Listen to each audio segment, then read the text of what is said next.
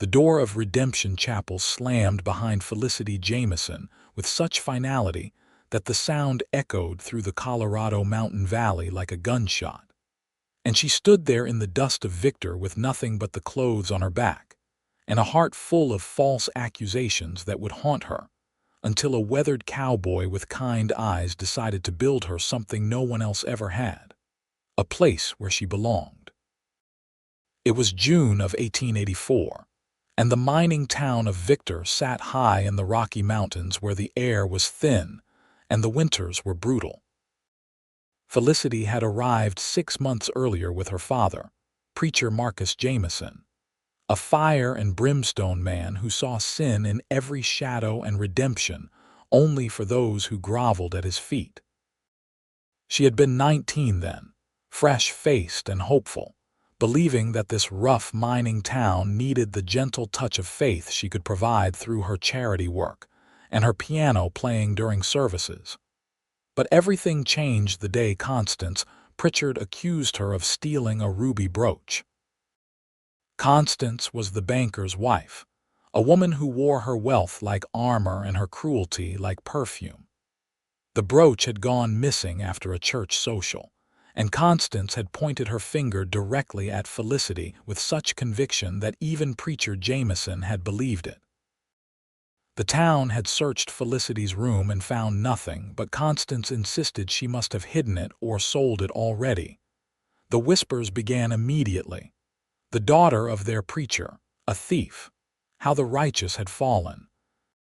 Felicity had pleaded her innocence until her voice was hoarse, but her father's eyes had turned cold as the mountain streams.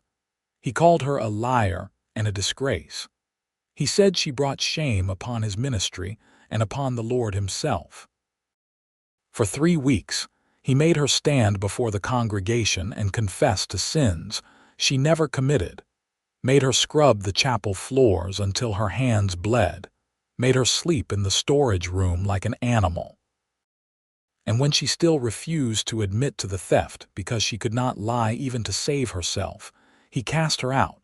Now she stood in the middle of Bennett Avenue with nowhere to go and no one to turn to. The miners walked past her with averted eyes. The shopkeepers closed their doors. Even the saloon girls who worked at the Gold Coin looked at her with pity but offered no help. A preacher's daughter, fallen from grace, was worse than a woman born into sin. She was a cautionary tale, a warning, a ghost. The sun beat down mercilessly despite the altitude, and Felicity felt her throat tighten with thirst. She had not eaten since yesterday morning. Her blue calico dress, once her finest, was stained and wrinkled. Her dark hair, usually pinned neatly, hung in disarray around her shoulders. She was 20 years old and utterly alone in a world that had decided she was guilty without proof. She walked toward the edge of town, not knowing where she was going, only knowing she could not stay. The mountains rose around Victor like the walls of a cathedral, beautiful and indifferent. She followed a narrow trail that led away from the main road, stumbling over rocks, her vision blurring with unshed tears. She would not cry. She had not cried when her father struck her across the face. She had not cried when the congregation threw refuse at her. She would not cry now. But then her foot caught on a root, and she fell hard onto the rocky ground. Pain shot through her hands and knees, and something inside her finally broke. She curled up there on the mountainside and sobbed, great heaving gasps that tore from her chest like prayers to a God who seemed to have abandoned her. That was when she heard the horse approaching. Felicity scrambled to her feet, wiping her eyes, trying to compose herself. She expected judgment, more cruelty, another door slammed in her face. Instead, she saw a man dismounting from a sturdy chestnut mare, his movements careful and unhurried. He was tall, lean from hard work, with sun-weathered skin and hair the color of wheat. He wore dusty work clothes and a worn hat, and when he removed it, she saw eyes the color of storm clouds, filled with something she had not seen in weeks, kindness. "Miss, are you hurt?" His voice was rough but gentle, like wind through pine trees. "I am fine," Felicity said automatically, though she was clearly not fine at all. The man studied her for a moment, taking in her torn dress, her scraped hands, her red-rimmed eyes. "You are Preacher Jamison's daughter." She stiffened, waiting for the condemnation. "I was. I heard what happened." He stepped closer, and she noticed he moved like someone accustomed to gentling skittish horses. "I do not believe you stole anything." Those words hit her with such force that she actually swayed. "You do not." "My name is Rutger Dalton," he said. "I work a small ranch about 5 miles from here. Not much, just enough cattle to get by and some horses I am training. I was in town the day of that church social. I saw Constance Pritchard. I saw the way she looked at you when you played the piano and everyone applauded. That woman has a jealous heart, and jealousy makes people do terrible things." Felicity felt something crack in her chest, some wall she had built to protect herself. "No one else believes me. Then everyone else is a fool." Rutger turned his hat in his hands, seeming to choose his words carefully. "I know I am a stranger to you, miss, and you have no reason to trust me, but I have a small cabin on my property that I use during calving season. It is empty right now. You could stay there until you figure out what you want to do. No strings, no expectations, just a roof and some safety." "Why would you help me?" Felicity asked, suspicious despite herself. In her experience, men did not offer help without wanting something in return. Rutger met her eyes steadily. "Because 5 years ago, I was accused of something I did not do. I stole horses," they said. "They were ready to hang me before the real thieves were caught in Denver with the animals. I know what it feels like to be called a liar when you are telling the truth. I know what it feels like to watch people you trusted turn their backs. Nobody should have to go through that alone." There was truth in his voice, in the set of his shoulders, in the way he stood at a respectful distance instead of crowding her. Felicity had always been good at reading people. It was why she had known Constance was lying, and every instinct told her this man meant what he said. "I have no way to repay you," she said quietly. "I am not asking for repayment. I am offering help." He gestured to his horse. "Will you come? Or would you prefer I take you somewhere else?" Felicity looked back toward Victor, where the church steeple rose above the other buildings like an accusing finger. Then she looked at Rutger Dalton, this stranger with kind eyes who believed her when no one else would. "I will come," she said. The ride to Rutger's ranch took them through some of the most beautiful country Felicity had ever seen. They followed a creek that sparkled in the afternoon sun, passed through groves of aspen trees that whispered secrets to each other, climbed into meadows where wildflowers painted the ground in purple and gold. Rutger had given her his canteen, and the water was cold and sweet. He did not press her with questions or try to fill the silence with empty words. He simply rode beside her, solid and steady, until they crested a rise and she saw his property spread out below. It was modest but well kept. A log cabin with a stone chimney stood among a cluster of pine trees. A barn and several corrals held a dozen horses of varying colors. Cattle grazed on the hillsides, and a garden plot showed the green shoots of vegetables. Everything spoke of hard work and careful attention. "The cabin I mentioned is over there," Rutger said, pointing to a smaller structure about 100 yards from the main house. It was simple, just one room with a covered porch, but it looked solid and clean. He helped her dismount, and she realized how exhausted she was. Her legs trembled and she had to grip the saddle to stay upright. Rutger steadied her with a hand on her elbow, his touch brief and respectful. "When did you last eat?" he asked. "Yesterday morning." His jaw tightened. "Come to the main house first. Food, then rest." Felicity wanted to protest, to maintain some shred of dignity, but her body betrayed her. Her stomach growled audibly, and her vision swam. She nodded and let him guide her to his cabin. The interior was neat but sparse, furnished with handmade furniture and marked by the absence of a woman's touch.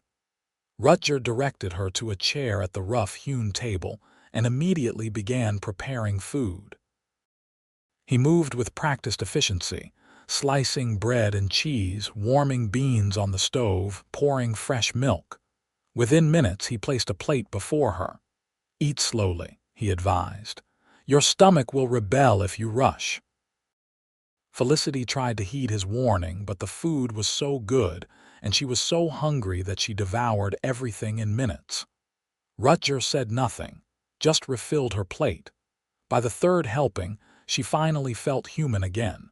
"Thank you," she said, meaning it with every fiber of her being. "You are welcome." He sat across from her with his own plate. "I want you to know the rules here. You can stay as long as you need. The cabin is yours. I will not enter without permission. I will bring you supplies, but if you want to be left alone, just say so. If you want company, my door is open. And if anyone from town comes looking for you, I will tell them I have not seen you unless you say otherwise." "You would lie for me?" she asked, surprised. "I would protect you," he corrected. "There is a difference." They ate in companionable silence after that. Felicity studied him when she thought he was not looking. He was probably 25 or 26, she guessed, old enough to have the weathered look of someone who worked outdoors but young enough to move with easy strength. His hands were scarred and calloused, the hands of a working man. But they had been gentle when he helped her, and she found herself relaxing in his presence in a way she had not relaxed in weeks. After the meal, Rutger showed her to the small cabin. Inside, she found a narrow bed with clean blankets, a small table and chair, a wash basin and pitcher, and a trunk that held extra quilts. A window looked out over the mountains, and someone had left wildflowers in a jar on the table. "Did you pick those?" she asked. Rutger rubbed the back of his neck, looking embarrassed, thought it might make the place less lonely. "My mother always said flowers helped. Where is your mother now? Died when I was 17. My father went a year later. It was just them and me out here." He paused in the doorway. "I will leave you to rest. If you need anything, just holler. I will hear you." After he left, Felicity sank onto the bed and let herself feel the full weight of what had happened. She had lost everything, her home, her father, her reputation, her future. But she had also gained something unexpected, a stranger's kindness, a safe place, a glimmer of hope. She slept deeply that night without nightmares for the first time in weeks. The days that followed fell into a rhythm. Rutger brought her meals, always leaving them on the porch if she did not answer his knock. He never intruded, never demanded anything. Slowly, Felicity began to emerge from her shell. She started taking walks around the property, exploring the creek and the meadows. She watched Rutger work with his horses, fascinated by his patience and skill. He could spend hours with a skittish colt, never forcing, always waiting for trust to build. One afternoon, about 2 weeks after her arrival, she approached the corral where he was working with a beautiful Palomino mare. "She is lovely," Felicity said. Rutger glanced over, a smile crossing his face. "She knows it too, proud as anything, but she is coming along. May I watch, of course." Felicity perched on the fence rail and observed as Rutger worked. He talked to the horse in a low, steady voice, explaining what he was doing, praising every small bit of progress. The mare gradually relaxed under his hands, her ears pricked forward with interest instead of fear. "You have a gift," Felicity said when he finally led the horse back to the barn. "Just patience and time, same thing everything worthwhile requires." He looked at her thoughtfully. "You know anything about horses? I can ride, but I never learned much beyond that." Would you like to learn, I mean? I could use a hand around here, and it might give you something to do besides sit in that cabin." It was the first time he had asked anything of her, and Felicity realized he was offering more than just a distraction. He was offering purpose, a way to contribute, a reason to feel useful again. "I would like that very much," she said. From that day forward, they worked together. Rutger taught her how to read a horse's body language, how to approach without threatening, how to gain trust through consistency and kindness. Felicity proved to be a quick study, her natural gentleness well suited to the work. The horses responded to her, and she felt something inside herself begin to heal. She also got to know Rutger better.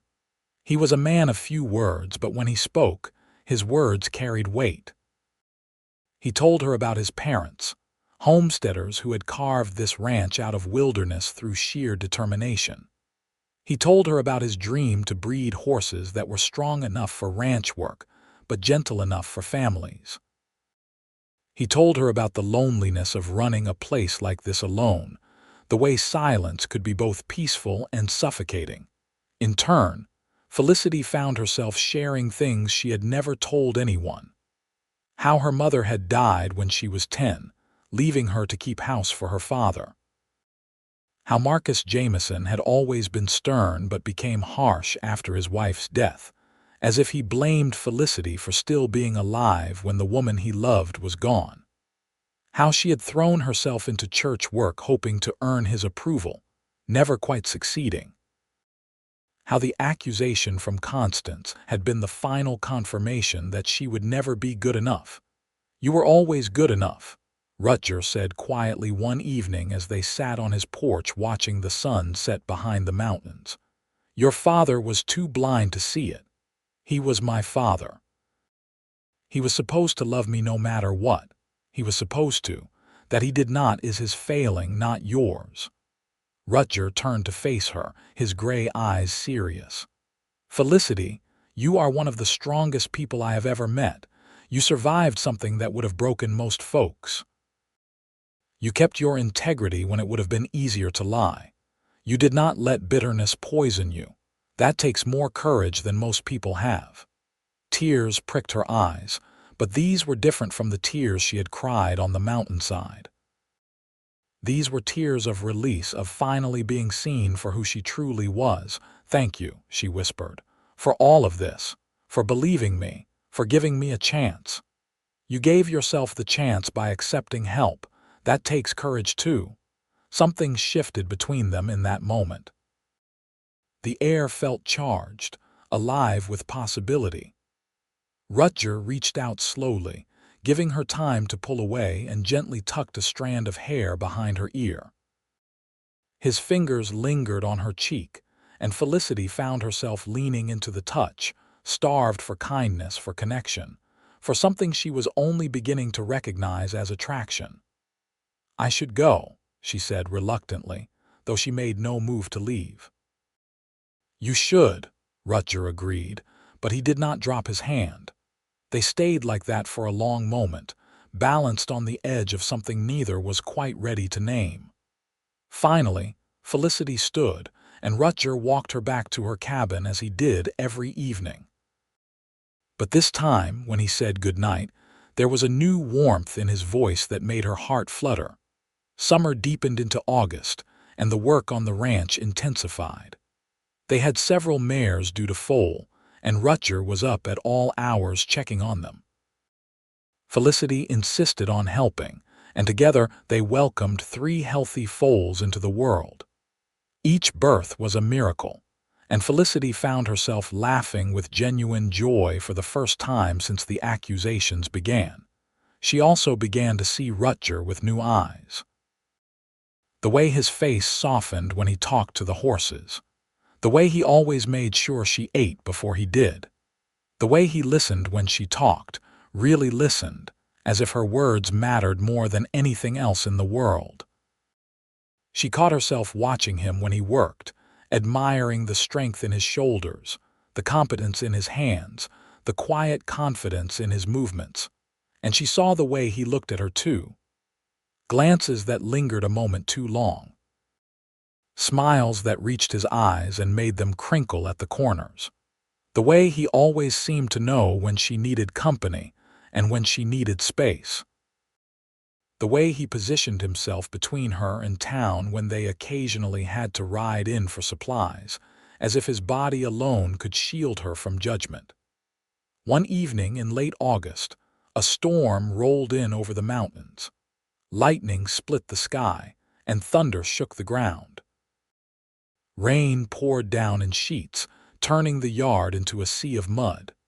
Felicity was in her cabin when she heard one of the horses screaming in terror. She grabbed a shawl and ran outside, not thinking about the storm, only about the frightened animal. The Palomino mare, the one Rutger had been training, had broken through the corral fence and was running wild-eyed through the yard. Felicity ran after her, calling her name, trying to sound calm over the roar of the storm. The mare wheeled and nearly trampled her, and then Rutger was there, pulling Felicity out of the way and putting himself between her and the panicked horse. "Get to the barn," he shouted over the thunder. "I can help. You will get killed. Go."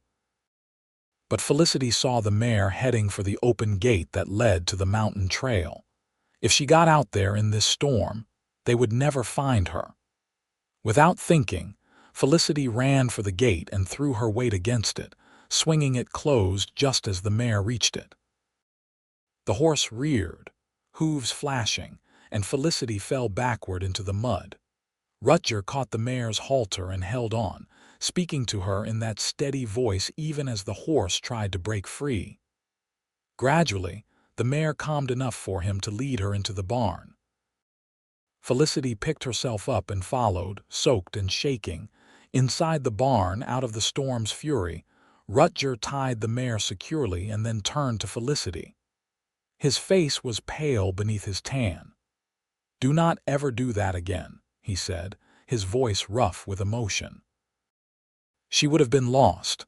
"I do not care about the horse." He grabbed her shoulders, not roughly but with barely controlled intensity.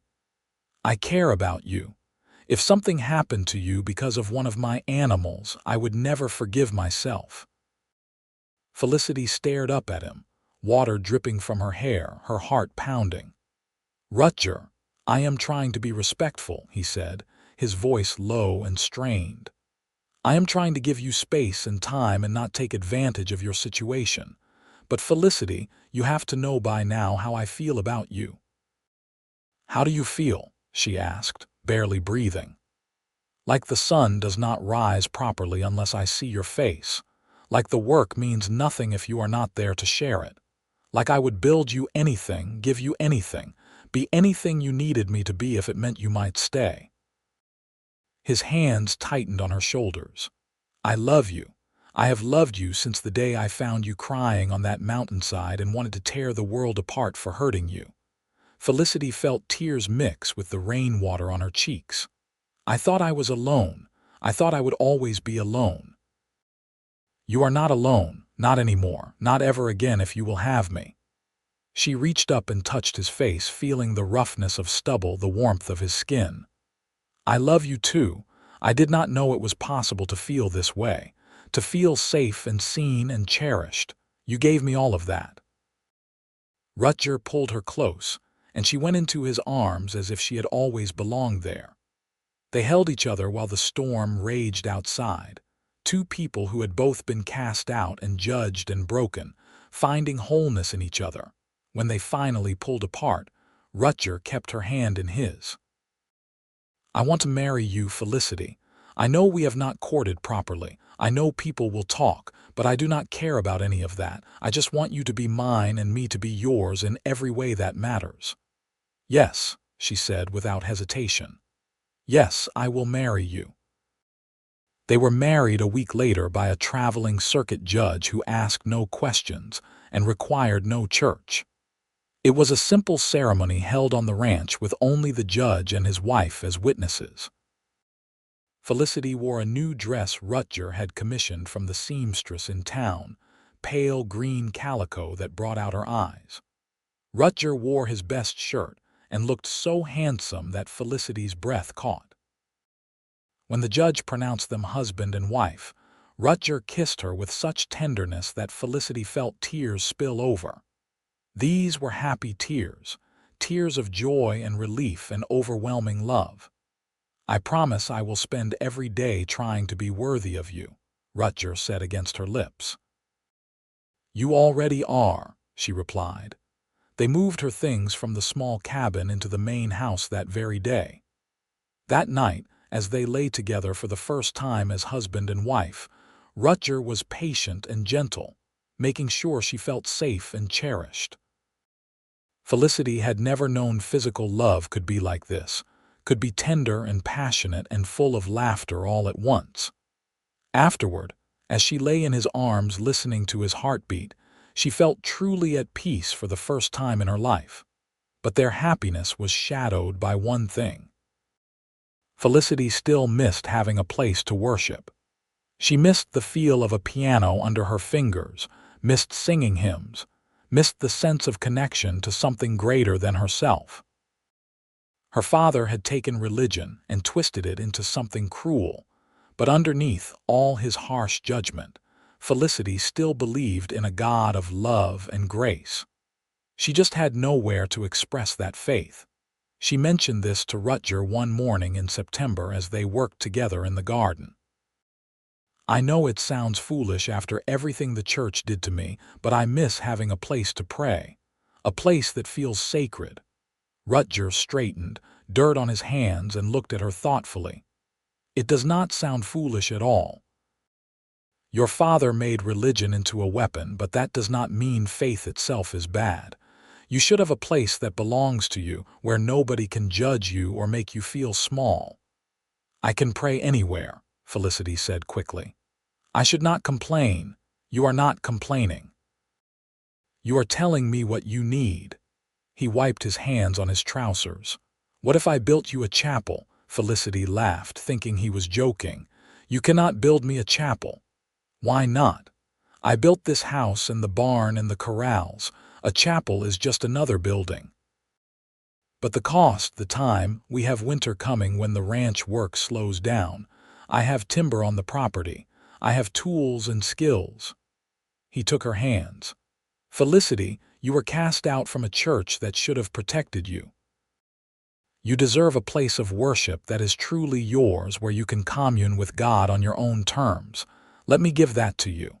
She saw he was serious, and her heart swelled with such love she could hardly speak. "You would do that for me. I would do anything for you. You know that."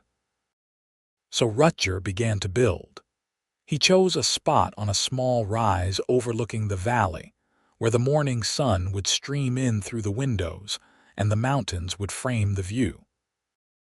He worked every spare moment he had, cutting and shaping logs, planing boards, crafting everything by hand with meticulous care.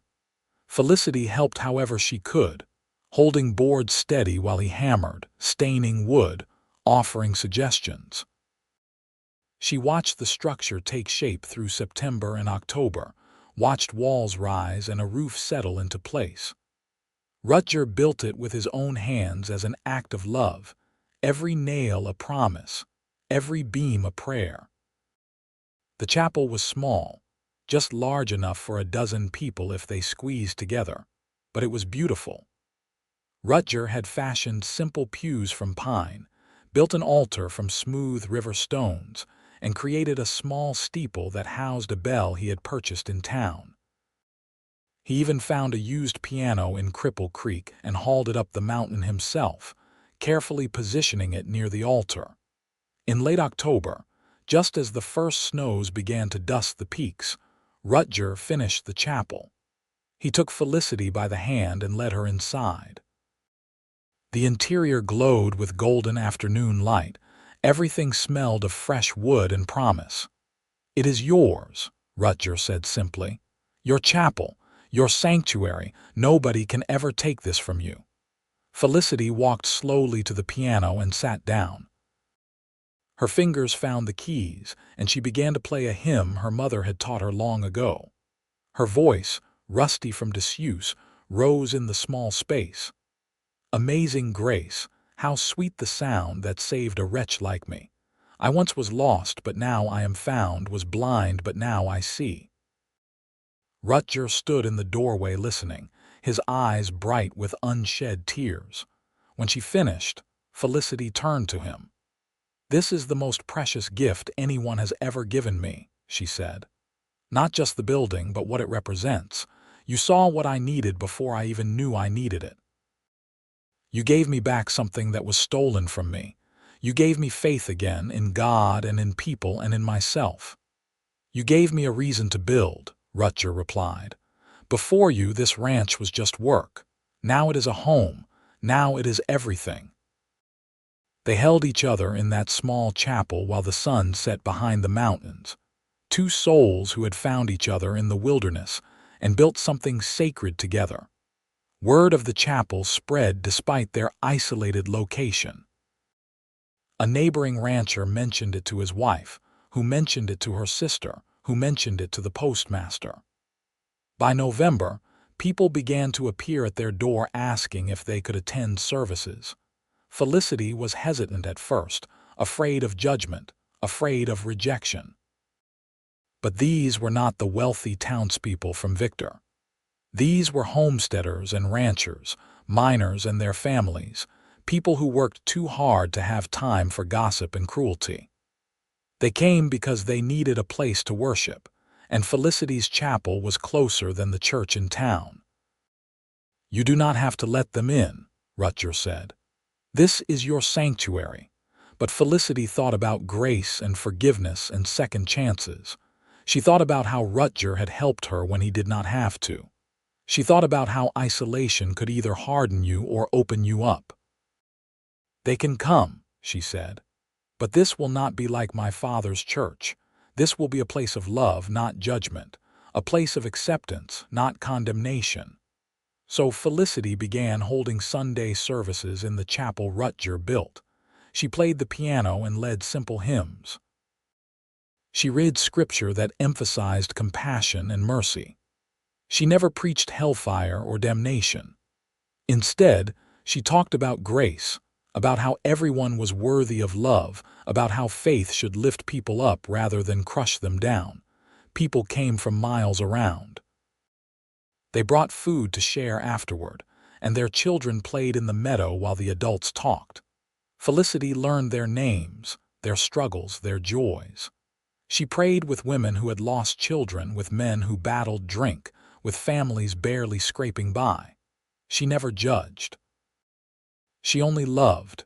The chapel became more than just a building. It became the heart of a community, a place where people could be themselves without fear. And Felicity, who had once been cast out and condemned, became the unlikely shepherd of a flock that actually deserved her care.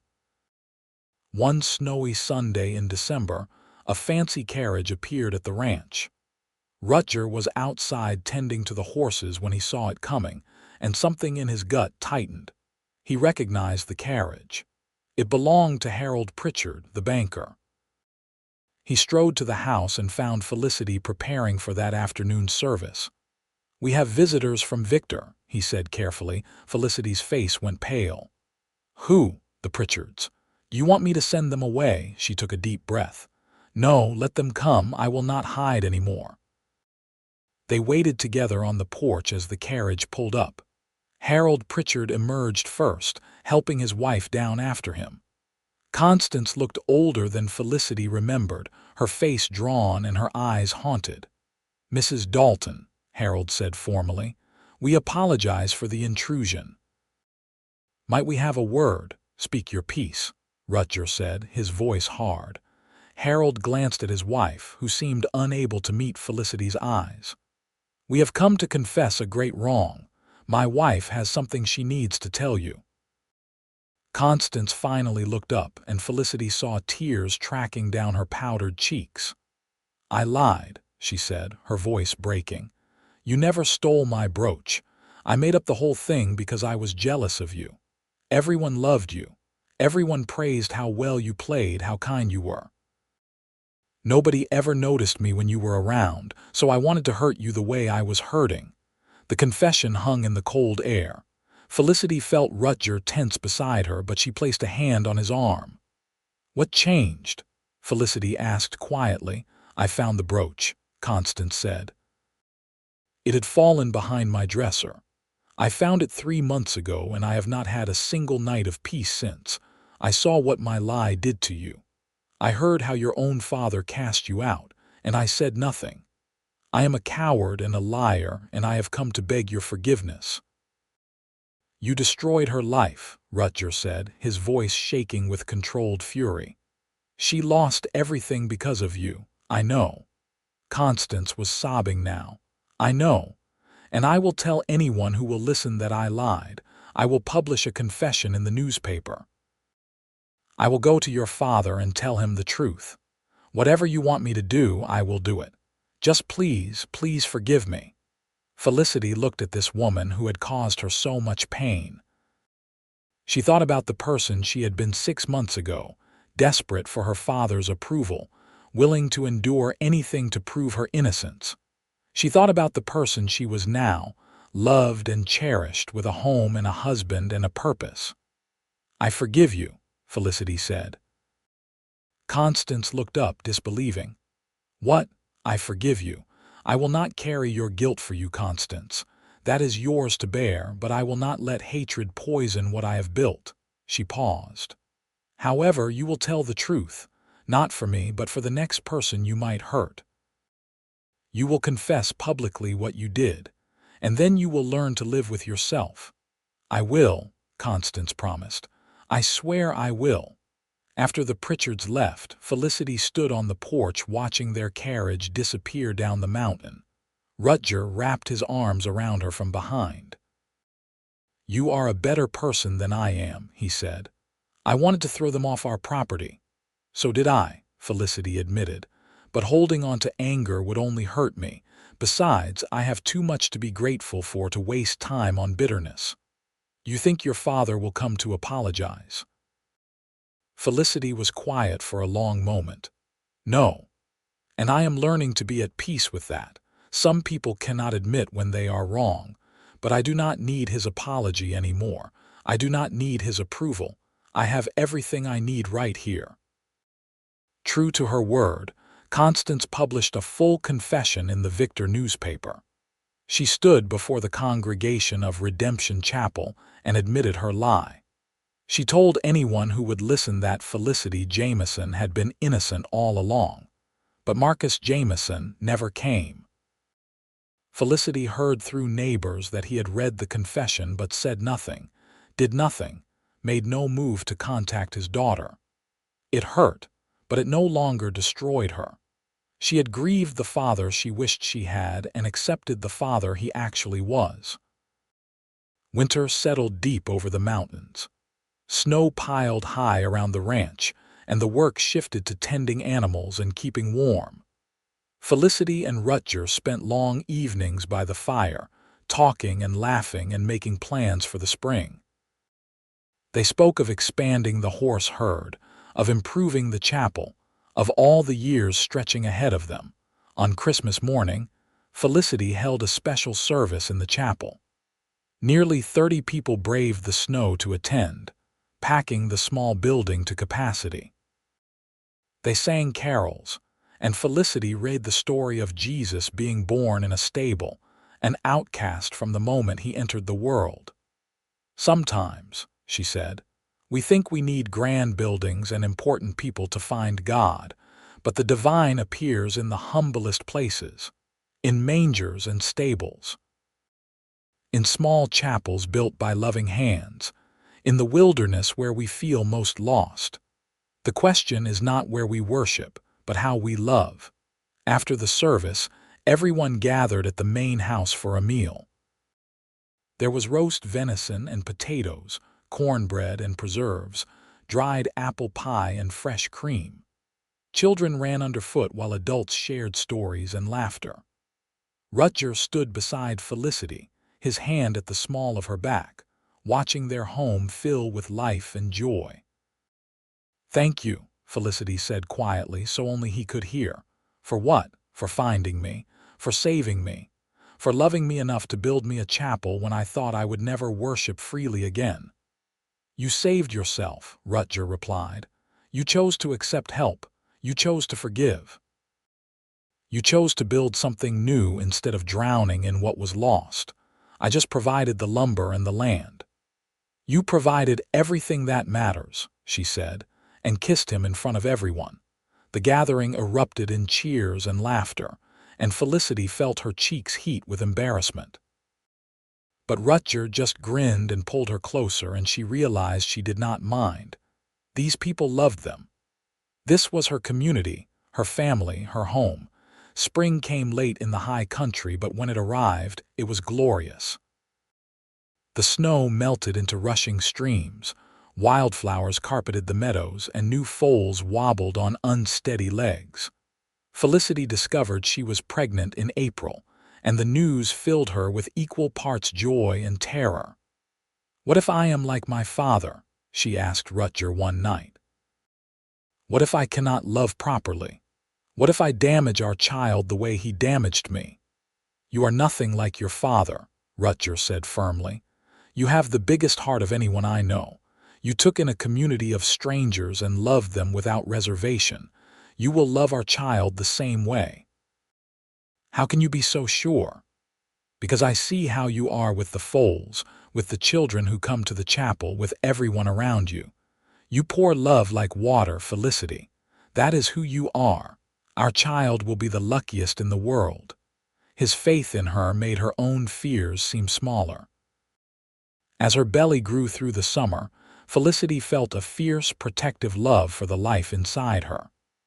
This child would know acceptance, would know grace, would know that they were loved simply for existing.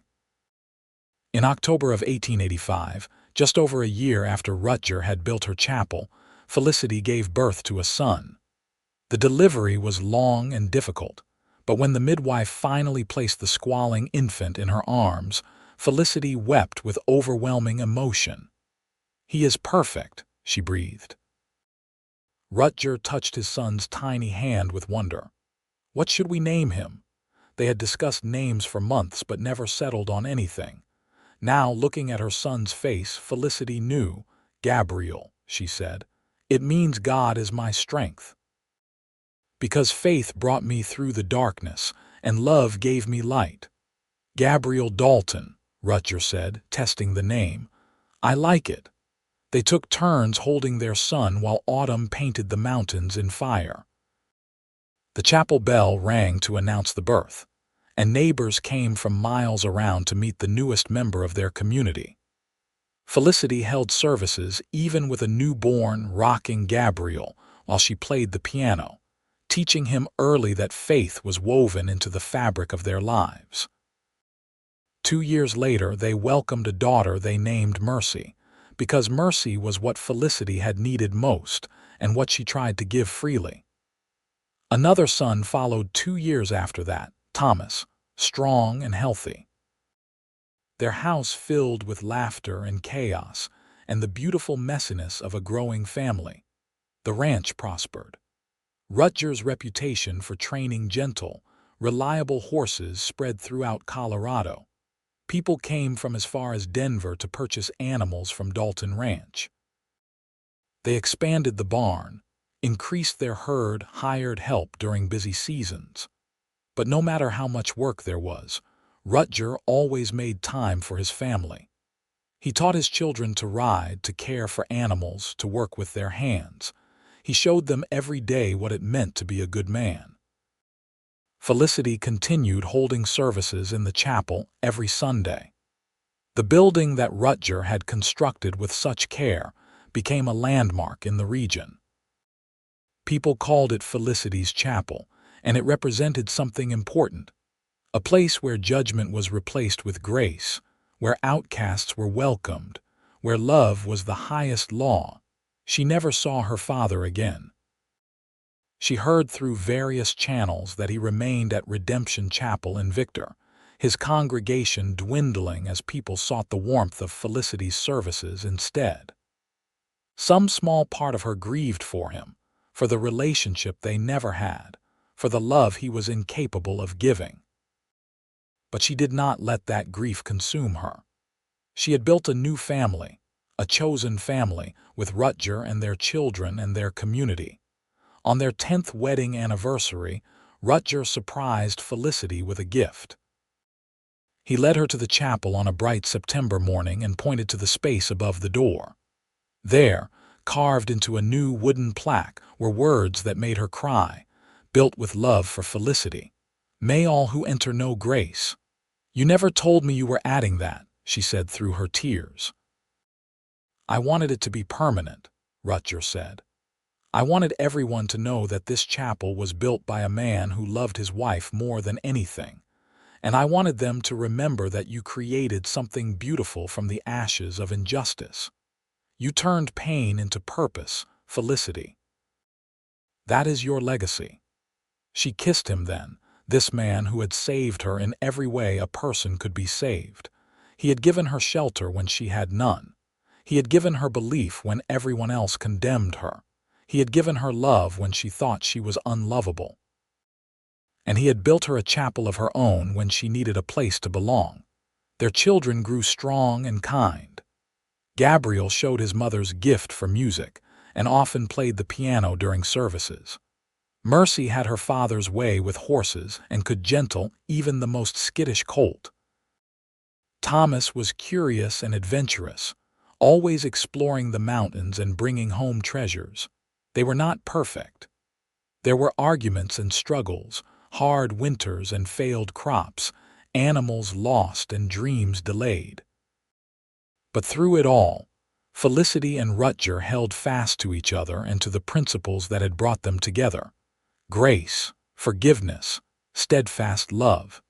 In 1900, on a warm summer evening, Felicity stood in the doorway of the chapel and looked out over the valley. She was 42 now, her dark hair threaded with silver, lines around her eyes from years of squinting at mountain sunlight. Rutger came up behind her, his own hair gone gray at the temples, his body still strong from ranch work. "What are you thinking about?" he asked. "Everything," she said. "That day you found me on the mountain, broken and alone, how different my life could have been if you had ridden past. How grateful I am that you stopped." "I could never have ridden past you," Rutger said. "My heart knew you before my mind did. Do you ever regret it?" Taking in a fallen preacher's daughter, all the gossip and judgment that came with it. Not for 1 second. He turned her to face him. "You are the best thing that ever happened to me, Felicity. You and our children and this life we built. Every nail I hammered into this chapel was an act of devotion. Every day I wake up beside you is a gift. I love you," she said simply. "I loved you when you offered me water on that mountain trail. I loved you when you believed me when no one else would. I loved you when you built me this chapel. And I will love you until the day I die and beyond." "That is good," Rutger said with the hint of a grin, "because I plan on keeping you around for a very long time." They stood together in the chapel doorway as the sun set behind the mountains, painting the sky in shades of gold and crimson. Inside, they could hear Gabriel practicing a new hymn on the piano, the notes drifting out into the evening air. Mercy was in the barn checking on a mare about to foal. Thomas was somewhere in the meadow, probably climbing a tree or catching frogs. This was their life. This was their legacy. A small chapel built by loving hands. A ranch carved from wilderness through determination and care. Children raised to value kindness over judgment. A community that gathered every Sunday to celebrate grace instead of condemn sin. Felicity had been cast out for sins she never committed, labeled a thief and a liar by people who should have protected her. But from that rejection had come redemption. From that pain had come purpose. And from the ashes of her old life had risen something more beautiful than she ever could have imagined. The cowboy who built her a chapel had given her more than shelter. He had given her a future, a family, a faith that was truly hers. He had looked at a broken woman on a mountainside and seen someone worth saving. And in doing so, he had saved himself too, transforming his lonely ranch into a home filled with love and laughter. As darkness settled over the valley and stars began to prick the sky, Rutger took Felicity's hand and led her back to their house. Their children's voices drifted on the evening breeze, calling to each other, alive and happy and free. The chapel stood on its rise, a beacon of hope for anyone who needed it, a testament to the power of love over judgment. And Felicity, who had once believed she was unworthy of love, who had once thought her life was over, walked hand in hand with her husband toward the warm lights of home, grateful beyond measure for the grace that had brought her here, for the man who had believed in her, and for the chapel that would stand long after they were gone as proof that even in the wilderness, even in our darkest moments, redemption is always possible if we are brave enough to accept it. Years later, long after Felicity and Rutger had passed into memory, the chapel still stood. Their great-grandchildren maintained it, and people still gathered there every Sunday. The plaque above the door remained, weathered but legible, built with love for Felicity, "May all who enter know grace." And everyone who entered did know grace, because that was what Felicity and Rutger had built together. Not just a chapel, but a legacy of love that would endure for generations. A reminder that sometimes the worst thing that happens to us leads to the best thing we never knew we needed. That sometimes being cast out means being found. That sometimes losing everything means gaining what truly matters. In a small cemetery on a hillside overlooking the ranch, two headstones sat side by side. Felicity Jamison Dalton and Rutger Nathaniel Dalton, beloved parents and grandparents, founders of the chapel on the hill. Wildflowers grew around their graves, planted and tended by descendants who had heard the story of how a preacher's castaway daughter found love with a cowboy who built her a sanctuary. It was a story worth telling, a story of grace and redemption, of love powerful enough to overcome injustice and build something lasting. It was the story of how Felicity learned that family is not just blood but choice, that faith is not about buildings but about how we treat each other, and that sometimes the greatest gift we can give someone is simply believing them when everyone else has turned away. The chapel stood as proof of that gift, solid and enduring, a monument to a love that had transformed two broken people into a whole family, a scattered community into a congregation, and a small patch of Colorado wilderness into holy ground. And in that transformation lay the real miracle, not in grand gestures or dramatic conversions, but in the quiet, steady work of building something beautiful together, one nail at a time, one day at a time, one act of love at a time, until what was broken became whole, what was lost became found, and what was cast away became cherished beyond measure.